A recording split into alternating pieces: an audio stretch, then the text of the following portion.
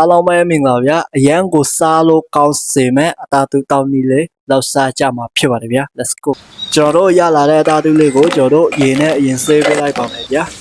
ဒီနေရာမှာကျွန်တော်ကတော့ခရမ်းချင်သီးကိုတစ်လောင်းတောင်းထားပါတယ်ဗျာ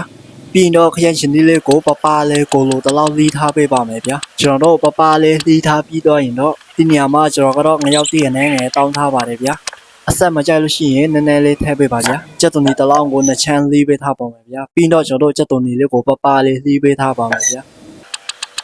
ကျွန်တော်တို့ကြက်သွန်ဒီလေးလီးပြီးတော့ရင်တော့ကျွန်တော်တို့ခေါ်ပြီးတောက်လေးကိုပပလေးလီးပေးထားပါမယ်ဗျာခေါ်ပြီးတောက်ကိုပပလေးလီးပြီးတော့ရင်တော့ကျွန်တော်တို့ဒီညမှာတမယာတီတစ်ချမ်းတောင်းထားပါတယ်ဗျာခဏကကျွန်တော်တို့ဆိုင်ထားတဲ့အသားသူတောင်းလေးကိုလက်လေးနဲ့ညှိပြီးတော့ဆယ်ထောက်ပေးပါမယ်ဗျာ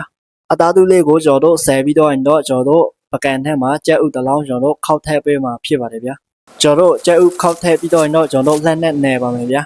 ခဏကကျွန်တော်တို့နယ်ထားတဲ့အသားသူလေးကိုအိုးထဲမှာစီထည့်တော့ကြော်မှာဖြစ်ပါတယ်ဗျာညမှာကျွန်တော်တို့ကြော်ထားတဲ့အသားသူလေးကိုစုံနဲ့ခဏလေးမွေပေးတော့မှာဖြစ်ပါတယ်ဗျာအသားသူလေးတွေရွှေရောင်တက်လာပြီးဆိုရင်တော့ကျွန်တော်တို့စကားထဲမှာထည့်ပေးမှာဖြစ်ပါတယ်ဗျာကိုင်းမိရင်ဘူးမှာကြောက်လို့ဗျာဒီနေရာကက်ကြီးနဲ့ညက်ပါမယ်ဗျာတောက်ရောက်မဲ့ဆောင်းထဲမှာကျွန်တော်တို့အသားသူထည့်ပေးပါမယ်ဗျာခရမ်းချင်သီးထည့်မယ်လီးထားတဲ့ခေါ်ပြီးတောက်လေးထည့်မယ်ကြက်သွန်လေးထည့်မယ်ငရောက်တီးကြက်တောက်မှောက်လေးထည့်ပါမယ်ဗျာအချုံမောက်ထည့်မယ်စီရဲနဲ့ငပြာရည်ထည့်မယ်ဗျာတမယာတီနှစ်ချမ်းလေးကိုညှစ်ထည့်ပေးပါမယ်ဗျာအကောင်လောင်းပြီးတော့ရင်တော့ကျွန်တော်တို့လက်လေးနဲ့နယ်ပေးမှာဖြစ်ပါတယ်ဗျာပကံထဲမှာထည့်တော့စားလို့ရပါပြီဗျာ